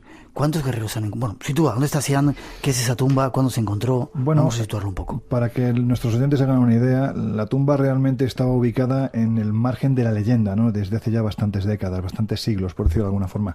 De hecho, en un perímetro muy cercano a toda la zona de Xi'an, en unos 1.500 metros cuadrados aproximadamente, se habían encontrado pequeñas figuras de aproximadamente 60 a 80 centímetros, figuras de terracota, pero de un tamaño muy pequeño, que bueno, pues que se veían como una especie de anticipo de que realmente debajo de esas pirámides, que para la mayoría eran naturales y para muy poquitos artificiales, evidentemente esos poquitos eran los huaqueros que se dedicaban a escarbar, ladrones de tumbas y a escarbar lo que allí había, pues evidentemente allí había algo, ¿no? Y fue precisamente en la primavera del año 1974 cuando dos ancianos, ya dos personas muy mayores, subieron hasta la cumbre del Monte Lee, ese Monte Lee que se daba como una pirámide, vuelvo a repetir, natural. Creían que era una montaña, no era una pirámide. Evidentemente, lo que ellos pensaban es que se trataba de una montaña.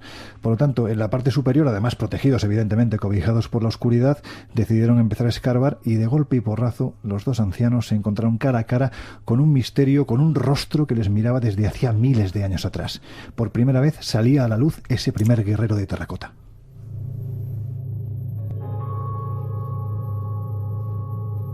Pero cuéntame, ¿qué fue lo primero? O sea, ¿solamente vieron un guerrero o se encontraron una sala llena de guerreros? No. Lo primero que vieron fue literalmente envuelto entre la escoria, entre el barro, entre la arenisca, metido casi a presión, lo que era un rostro, ni siquiera era un cuerpo completo. Vieron unos ojos que les miraban literalmente desde esa profundidad y además, te digo más, a muy pocos centímetros de profundidad. Por lo tanto, en teoría, pues los arqueólogos con un poquito que se hubieran esmerado seguramente hubieran conseguido más de lo que estos ancianos consiguieron en un principio. Eran dos ancianos que no eran arqueólogos ni nada. Eran ladrones.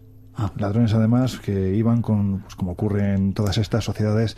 Bueno, ladrones, eran excavadores no oficiales, vamos a decirlo así. Vamos a decirlo que eran supervivientes.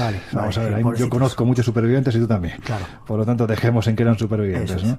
Y estos supervivientes, pues de hecho, perteneciendo a una cultura muy tradicional, en cierto modo, en algunos aspectos muy primitiva, con todo el buen sentido que tiene eso, pues antes de iniciar esas excavaciones, antes de acudir, entre otros sitios, a este Montelí, pues ellos iban con sus... palas, ¿no? ¿Cómo se llama? Nombre, ¿no? Se me ha ido de la cabeza, ¿no? Los inciensos. Iban quemando los inciensos. En definitiva, todo era con la intención de ahuyentar los malos augurios que evidentemente se encontraban allí. Ellos eran conscientes de que la leyenda ubicaba la tumba del gran emperador bajo sus pies, y independientemente de que, como posteriormente se demostró, tenía un ejército fantasma de terracota que le defendía, también se creía en esas malas energías que también habitaban en este cerro, en este Montelí, de las que había que protegerse, especialmente cuando llegaba la madrugada, que eran peores que la propia policía que les podía encontrar. Y sin embargo, ni dragones, ni malas energías, ni policía. Lo que se encontraron fueron unos ojos que directamente les miraban precisamente eso, a los suyos. ¿Y luego qué pasó? Pues luego se iniciaron las diferentes excavaciones, ¿no? Ellos dieron parte... ¿O siguieron excavando ellos por su cuenta? Ellos siguieron excavando. Ellos siguieron excavando, empezaron a sacar diferentes objetos hasta que finalmente no quedó más remedio, puesto que la gran cantidad de objetos que se iban encontrando era lo suficientemente importante como para que no pasara desapercibido, especialmente en el mercado negro. Pues dieron aviso, ¿no?, al Comité Provincial para la Protección y Conservación de los Monumentos Históricos. Ahí es cuando empiezan las primeras investigaciones, y ahí es cuando, después de miles de años, aparece la conocida como fosa número 1. Fíjate qué características tiene esta fosa. Se encuentra una fosa que tiene 11 pasillos de 3 metros de ancho y 200 de longitud. En total, en estas fosas se encuentran 6.000 soldados de terracota de aproximadamente 1,80 metros cada uno de ellos.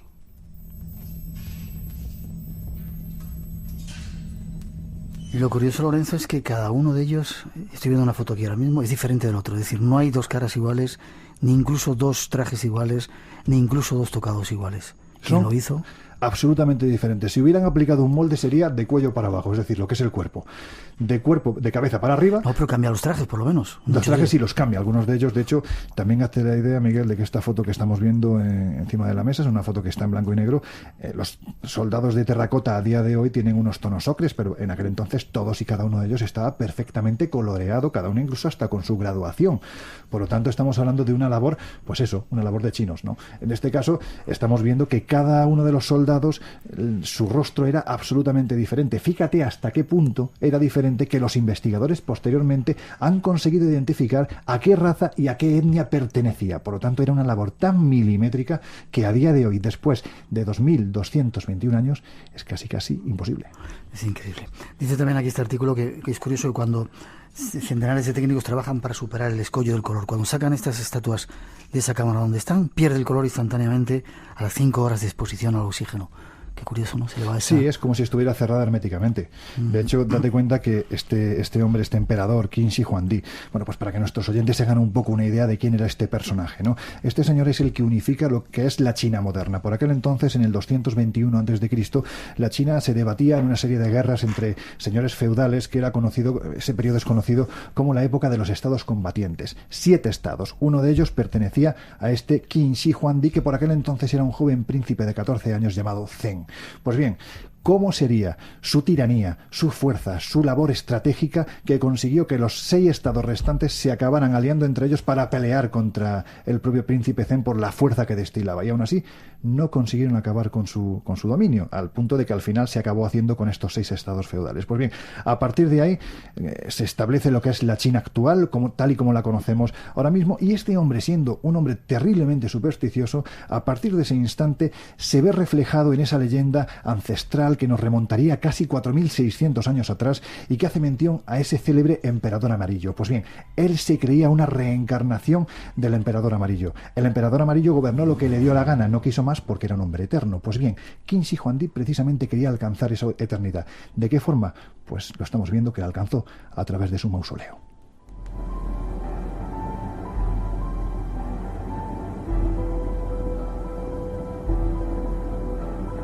Hay muchos datos apasionantes. Creo que tenemos que ir a hacer el programa desde allí.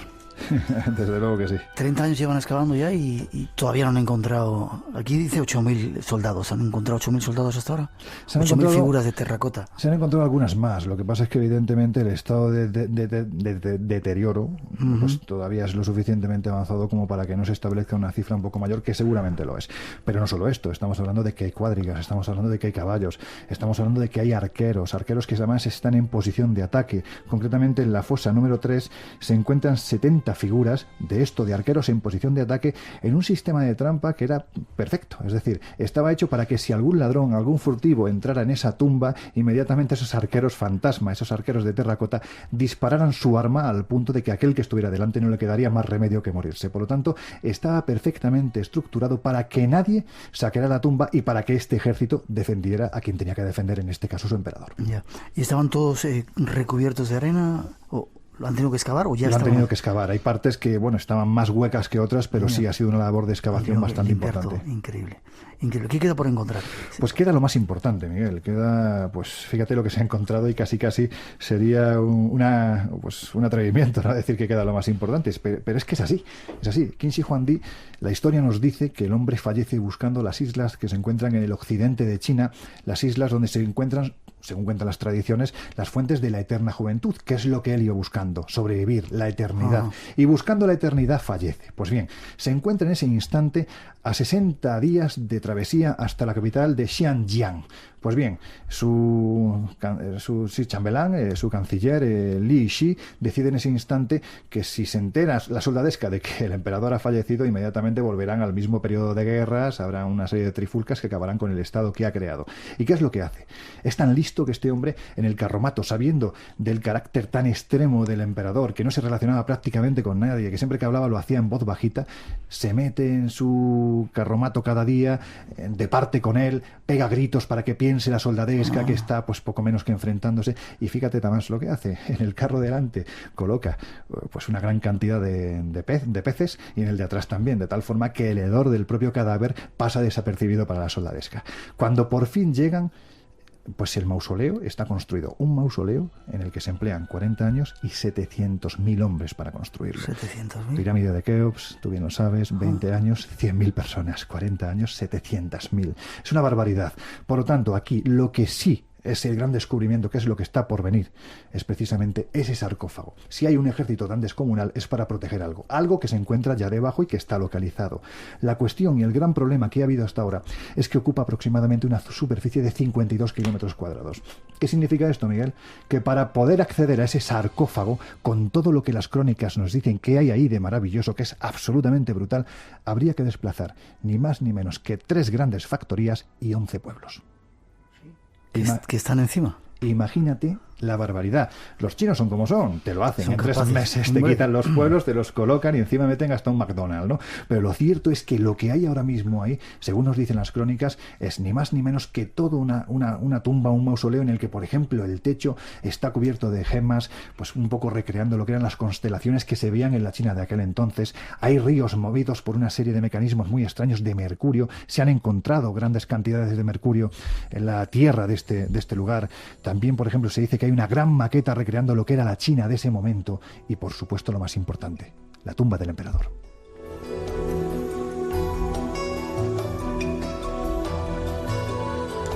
Lorenzo, definitivamente, si antes estaba convencido, hay que ir a hacer un programa desde allí. Increíble, ¿no? Yo creo que es increíble. Me estaba recordando las películas de Lara Croft, creo que era, que también sí, Tomb Raider, algo parecido a todo este tipo de historias, ¿no? Sí, de hecho, incluso la tercera parte de La momia, creo que está basada precisamente en los soldados de Xi'an, y hay una escena que se daba por falsa, ¿no? También dentro de lo que es la película de La momia, en la que se ven estos soldados disparando las flechas, pero es real, está basado en tal y como ahora mismo podemos encontrar en las grandes salas de exposición que hay en Xi'an. Los guerreros de Xi'an han ganado el Príncipe de Asturias 2010 y ojalá el Espacio en Blanco dentro de poco pueda estar ahí.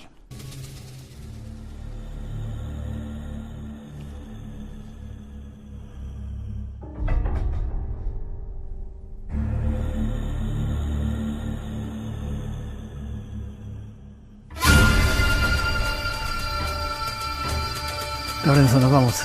Un lugar más lleno de misterio que vamos a seguir en la pista. Gracias por habernos dado esos datos.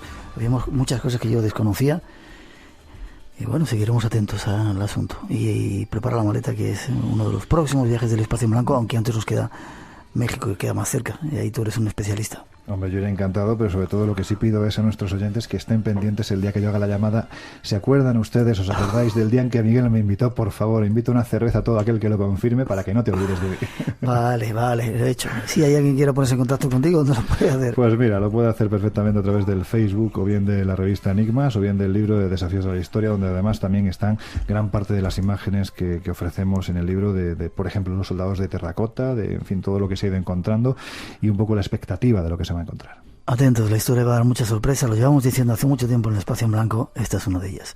Gracias, Lorenzo. Ha sido un placer, Miguel. Nos vemos. Un abrazo.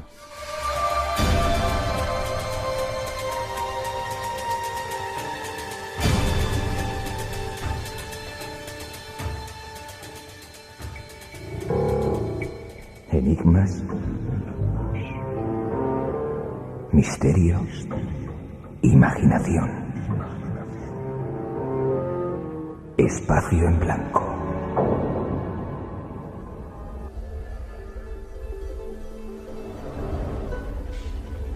Quizás sea el viento frío que nos deja totalmente congelados, o el extraño rumor bajo las calles de la ciudad. Es la inquietante sensación de que hay un mundo a nuestro alrededor que no podemos ver. No es nuestra imaginación. Este mundo es muy real. Se abren para entrar a un territorio, yo no sé cómo definirlo, único, con un responsable, don Jaime Barrientos. ¿Cómo estás, Jaime? Hola, buenas noches, Miguel. Un placer que estés en el programa de nuevo. Has estado por ahí, o por lo menos con muchos viajes pendientes, ¿no? ¿Estás? Sí, he estado, bueno, ya sabes que estaba pendiente de irme a Haití. ¿Te vas a Haití o te vas a ir a Haití con el Padre Ángel? Padre Ángel, con mensaje. ¿Qué pelotas le echa ese hombre? Sí, por no decir otra cosa. Es increíble. Hay gente que mira, no sé quién les mueve, pero están, se saltan usos horarios, tienen una reunión a las 6 de la mañana, a las 8 cogen otro avión, es increíble. ¿Cuántos años tiene ya? Pues yo creo que 70 y muchos. Estuvo con nosotros en el programa, sí, tiene unas pelotas, por no decir otra cosa. Increíble, es un ejemplo de los, ojalá hubiera muchos más, ¿no? Pero sobre todo lo tenemos aquí en España y hay que darle mucha más importancia y mucha más cancha, aunque ha recibido un montón de premios, pero... Es gente como Vicente Ferrer, como esta gente que no sabes de dónde sacan esa energía. Sí, señor, son increíbles. Bueno, pues no te has ido todavía, estás con otros afortunadamente, pero hoy nos vamos de viaje, ¿no? ¿A dónde nos vamos? Sí, nos vamos a ir a Yemen, al Golfo de Adén. A Yemen, donde están los colegas esos que secuestran barcos y demás. Sí, de eso iba a hablar porque, bueno, hoy vamos un poquito conspiranoicos. ¿Sí? Vale, pues atentos a los que les gustan las conspiraciones. Jaime Barrientos, su sección de asuntos absurdos esta noche nos va a llevar hasta Yemen.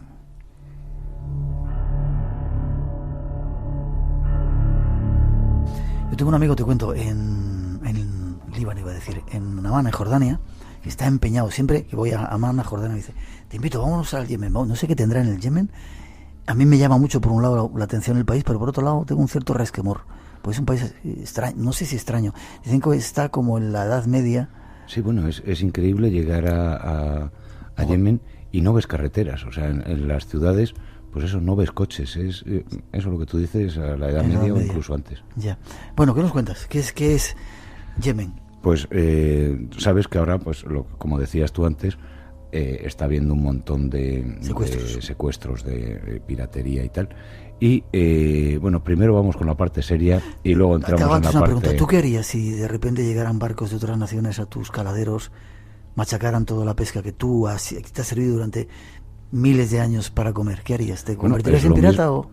Claro, no me quedaría otro remedio. Es lo que pasó en España cuando se empezaron a quejar los pescadores gallegos, que entonces tenían barcos pequeños, cuando los grandes, inmensos pesqueros japoneses se colocaban en aguas internacionales y recogían toda la pesca. De hecho, en España nos hemos quedado sin angulas porque los cogen en alta mar y eso sí, ellos los dejan crecer porque para los japoneses uno de los platos más exquisitos es la anguila. Ya. Bueno, vámonos a Yemen, sí.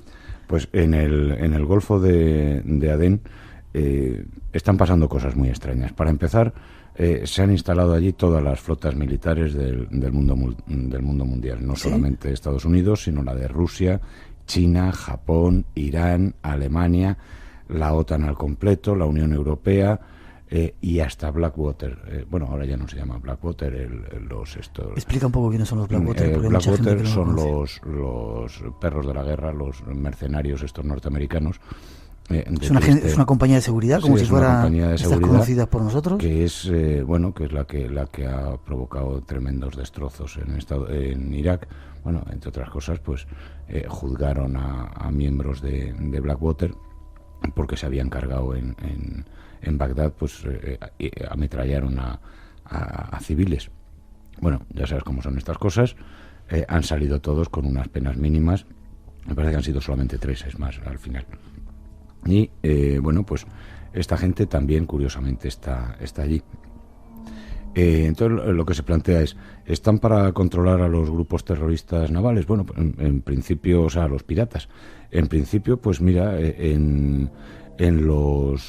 a finales, en el 2007, lo curioso es que científicos americanos y europeos localizaron ciertas anomalías electromagnéticas en el Golfo de Adén. Y al mismo tiempo, eso lo saben muy bien los oyentes de tu programa, Miguel, que de repente aumentó el fenómeno ovni en la zona. Y justo en ese mismo año, a finales del 2007, las primeras Zodiac piratas empiezan a atacar a barcos pesqueros. En 2008 se incrementan estos ataques. Y, curiosamente, los piratas van mejorando su armamento y las embarcaciones que utilizan. Supongo que será producto de los rescates, ¿no? Tenían ya más dinero, compraban, invertían, ¿o no? Es que ahí es donde queda la duda. ¿Quién arma al enemigo? Yeah. En 2009 ya se empieza a decir que son células de Al-Qaeda que han despertado y que están Al-Qaeda tiene la culpa de todo en este mundo, ¿eh? Sí, claro, es como antes era la Unión Soviética, que tenían la culpa de todo, pues ahora bueno, o como en la época de los romanos, de Lenda es Cartago, viniera o no a cuenta, Catón siempre terminaba sus discursos diciendo Cartago es culpable. Bueno, pues ahora eso, de Lenda es Al-Qaeda. Y lo curioso es que hay un personaje que se llama Peter Leeson, que es un catedrático de la Universidad de Massachusetts, que ha hecho unos estudios para el estudio del capitalismo y que hizo un estudio curiosísimo sobre que los piratas del siglo XVIII trajeron la democracia al mundo. Bueno, pues una de las cosas que se le ocurrió ha sido proponer privatizar el Golfo de Adén para poner fin al problema de los piratas somalíes. No es tanto, según estas teorías, las teorías conspiranoicas, no es tanto para poner fin al problema de los piratas somalíes, sino para restringir el libre paso a la zona. De hecho, en 2010 se restringe ya el paso a la zona y solo pueden pasar algunos barcos petroleros y mercantes, siempre controlados por los militares de uno u otro país.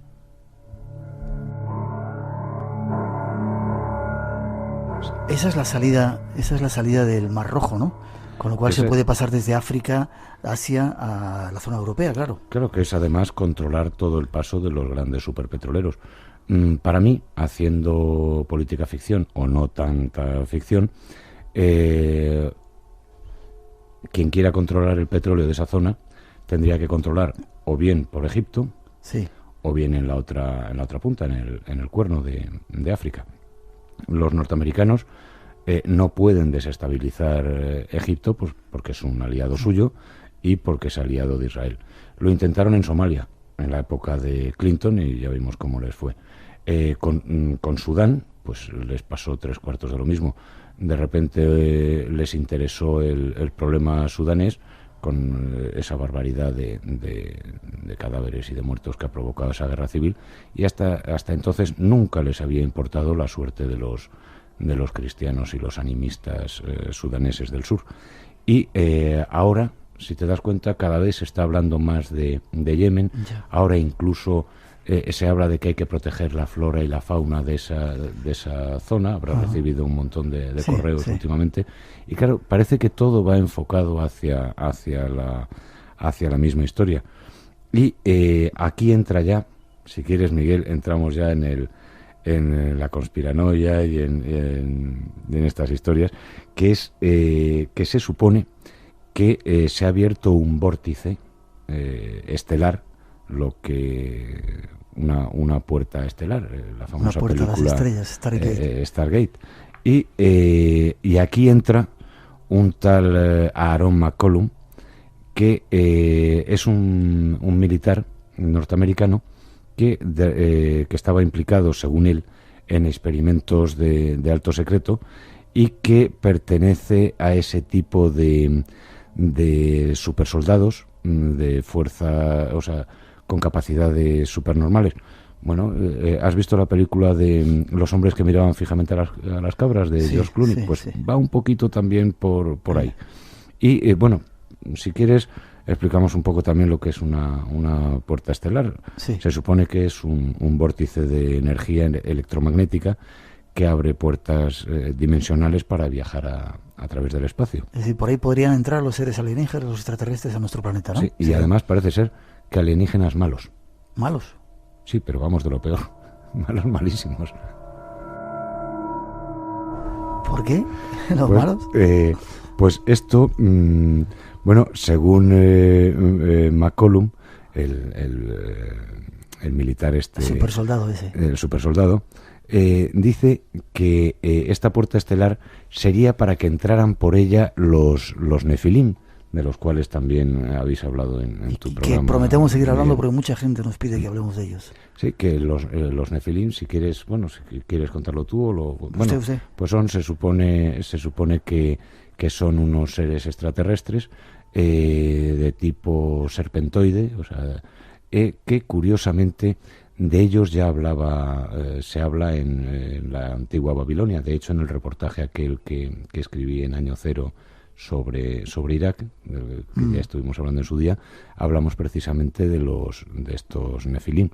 Y como eres lector de los profundos de Dagón, de los mitos de Chulú, de Lovecraft, ahí también, de alguna manera, Lovecraft avanza la teoría de que hay unos seres reptiles que habitan entre nosotros. Bueno, también habrás leído que hay gente que dice que la familia Bush pertenece a este tipo de reptiles. Lo curioso es que dicen que, según esa teoría que tú aportas esta noche, ¿entrarían a través de ahí? Sí, entrarían a través de ahí, y que habría otros Nefilim buenos, porque los hay buenos y malos, como en todas partes, que están intentando que no penetren. Y ahí quizá tenga sentido, bueno, eran los Nefilim o Anunnakis, tenga sentido lo que Ronald Reagan dijo el 21 de septiembre de 1987 ante las Naciones Unidas. Bueno, no me sale su acento, pero más o menos lo que dijo es: en nuestra obsesión con los antagonismos del momento, a menudo nos olvidamos cuánto une a los miembros de la humanidad.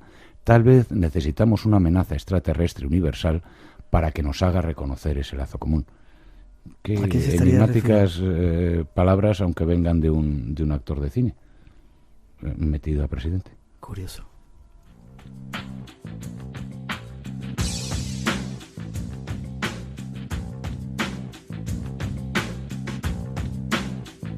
Atentos, no nos habíamos fijado nosotros en Yemen bajo ese aspecto. ¿El vórtice sería muy grande por donde entran esos seres? Se supone, según este super soldado, es un vórtice circular de una milla de diámetro. Y se supone que abajo, en el mar, mediante una extraña tecnología también, consistente en unos anillos metálicos, habría un montón de laboratorios secretos para intentar o bien evitar que estos seres malignos entren, o bien para ayudar a los benignos a habrá que avisar a los pescadores gallegos nuestros que están por gallegos y de toda España que están por allí, que tengan cuidado, no se vayan no les vaya a venir un nefilín. Les vaya a liar. Gracias, te veo dentro de poquito. Y si te vas a Haití, eso, nuestros respetos y saludos al Padre Ángel. Y te daremos algunas direcciones de amigos que tenemos allí, a ver si siguen estando, ojalá, vivos después de esa catástrofe que han vivido. Gracias. Eso esperamos.